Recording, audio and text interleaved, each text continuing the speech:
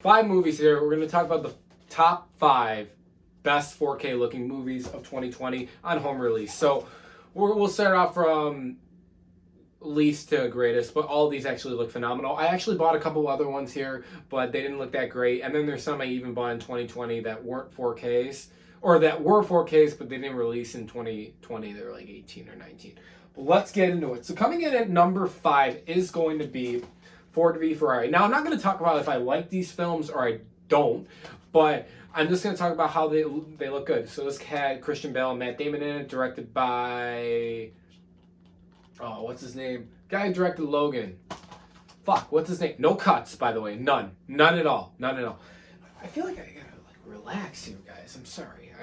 I got a nice rocking chair here, and I gotta relax. This was directed by, I fucking forgot, James Mangold. James Mangold. This movie looks really incredible. The colors really pop with the scope bars, the 2 black bars on top and bottom you get in this kind of film. And it looks incredible. The color, the contrast look really good. This is a good film to watch on HDR. HDR really takes high note of this film and makes it look incredible. So if you haven't seen this on 4K or bought it yet and you have a 4K Blu Ray player like me, it looks good, guys. I recommend it. Highly, highly recommend it. Coming in at number 4 is going to be V for Vendetta. I just actually recently picked this up a couple months ago, and it looks really good on 4K. Yes, there are a couple action sequences with the CGI that does not look really that good, but overall this film looks incredible on 4K. Especially you get the 2.48, I believe it is, or 43 aspect ratio of black bars, just like Ford v Ferrari. It looks phenomenal. Still, it really looks, V is awesome. But yeah, it looks good. And who doesn't want to look at Natalie Portman shave her head in 4K? Like, come on.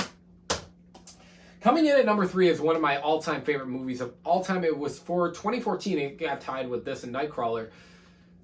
You give a retard a calculator, it'll try to turn the TV on with it. This movie, I love it. Whenever I picked this up right away too. They remastered this on the 4K and it looks phenomenal.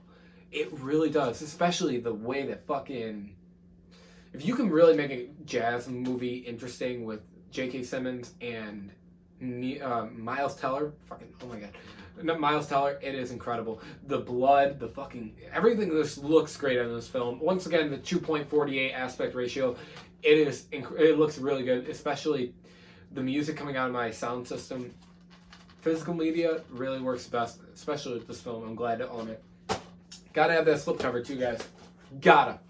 Coming in at number 2. Now, this film I've never seen in the theater, so I know what it actually looks like compared to this, and it looks exactly how it was in theaters. This movie looks phenomenal on 4K. Now, this has got a 1.43 aspect ratio, so it's going to fill up your whole screen. It's going to look great, and it is no grain to it, and it doesn't look like compressed or like exposed a lot more. It looks really good. It looks really gritty and how a film like this should look. Joaquin Phoenix looks incredible. I haven't watched this movie actually in a bit on 4K. I think had to be a good 3 or 4 months. I gotta go back and watch this. I remember loving it I remember loving the movie in general. It's one of my all-time favorite movies of 2019.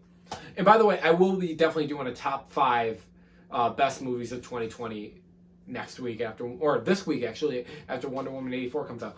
Now, the best movie so far of 2020, which is probably going to be the last movie that released on 4K that looks incredible, is Tenet. Now, love or hate Tenet, I gave my review on it, and I still think it still holds up in my same opinion. Actually, I happen to like it a lot more.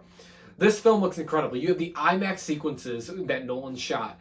The fucking score is amazing in this film as well. The colors, the high dynamic range. It's a hit or miss, honestly, with high dynamic range. It really is. For a film like Joker, it doesn't really work that well, but for a film like Tenet, it works.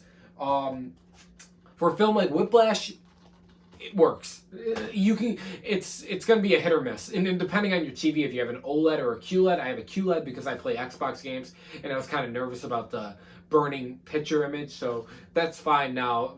I got a QLED and I love it. So overall though, this film looks incredible on 4K. The IMAX sequences, the 1.43 full screen aspect ratio. Then you got some of the scope. Nolan shot a lot of the dialogue sequences in this film with a scope camera, but the black bars are a little, you could tell, a little more narrower on this film. So, or not narrower, but a little more wider. Or no, less wider. I don't know what the word. But it looks incredible, guys. The film grain on this, it's not bad, and that's why I really love this film. Like, how you watch it looks incredible. The sequences in IMAX are the things that stand out the most. Same thing like Dunkirk is a good example too. That was a lot shot in IMAX, so that's why they look really good when you get them on physical media, home video, or anything. I really, like I said, I always stand to my guns and say that all 5 of these films, all films in general, look a lot better in physical media form. You're going to get better. You can watch these movies, all these movies on 4K in streaming, and they won't look that great. They really won't. These movies will not look that great. Compressed audio, compressed picture quality. The best picture quality ever. Sorry, something happened to the camera. But these movies are really, your best bet is going to be physical media. I've been saying this for a long ass time. We all know physical media is literally dying. And the thing is, now's not the time to stop collecting physical media if you're like me and love physical media. Now's the time to buy it. There's a lot more movies that are coming out, like Wonder Woman 84. We know it's going right to HBO Max. Love or hate that idea. We're going to still get it on 4K home video. But like I was saying, though, these movies will not look that great on streaming. You're going to get good quality, but you're not going to get the good kind of quality. But guys, let me know your thoughts below. Do you agree with these top 5 best 4K movies of 2020? Do you love them? Do you hate them? Do you like any of these movies? Do you think they look great like I do? Thanks for watching, guys, and I will see you in the next one.